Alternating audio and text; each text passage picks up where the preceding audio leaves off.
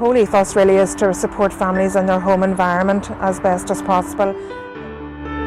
To have something like this is just as being priceless.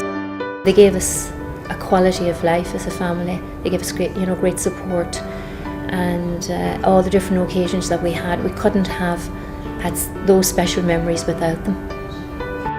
If we hadn't had the night care, the full package that we had, I mightn't still be married. He mightn't have lived with me any longer. You know what I mean?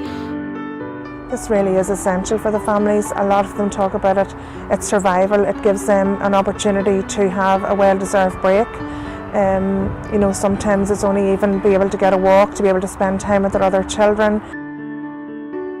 A lot of the time it's just nice to go into the other room and close the door and know that Caitlin's being well cared for and looked after, and I don't need to worry. Stephanie doesn't just care for Caitlin, she loves her too. Really, that's the whole ethos, is to support the parents to do the care that they're doing 24/7.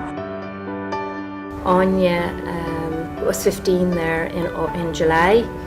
She's now passed away, and Michelle is 8. Hospice at Home have been really involved in our family for about the past 6 years, and without them we couldn't have survived. The staff are highly skilled and trained up to a level to be able to care for the children, because some of the children have very complex healthcare needs, and our staff work in collaboration with the community trust to provide support to the families at home.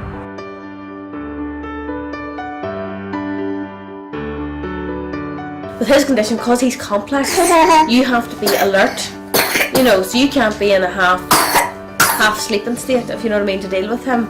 So in that sense, that sort of gives me rest.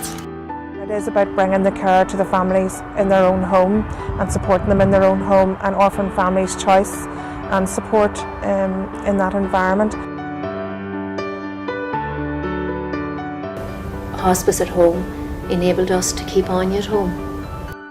With the hospice, it helped you in a way to prepare in a way that to give you strength, and I definitely had that strength towards the end, and especially for the rest of the family, to keep us all together and to keep us going and to have that strength, because I wanted to be there and I wanted to be strong for Anya. I know the hospice would do all they could to make sure that Stephanie could be here to mind Caitlin. I would have no qualms whatsoever about going and leaving Caitlin here, because I know she's safe, I know she's well cared for, and I know she's loved, and that's an amazing thing to be able to say. It's 3.5, nearly 4 years now since Cian has passed away, and sometimes you think we're all right now, but I love to hear from Mara, because when you're going about your daily business, people saying to you, well, how are you? Oh, I'm fine, but when Mara comes, you can just say, well, how are you? You can say, well, crap, or I've had a bad day. You can be yourself, and you can be honest. Well, the report showed that this service was greatly valued by parents. It was greatly valued by the brothers and sisters of these children, and was greatly valued by the children themselves. It gave them opportunities to experience a more normal family life. It gave them an opportunity to meet with other families who are going through similar experiences, and generally it allowed their children to have more childhood experiences than they would have had without the service. Hospice care is not only about treating children in end of life, it's about supporting them when they're living, and it's about supporting families to be able to do that, to be able to spend family time with their other children and include their ill child as well.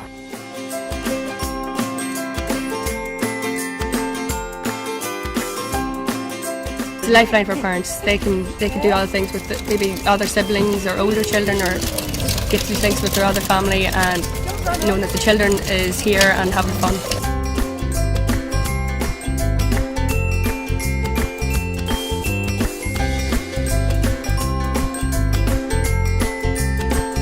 So it's very much about living and making a best quality of life for each child and family that we can, support them to do that.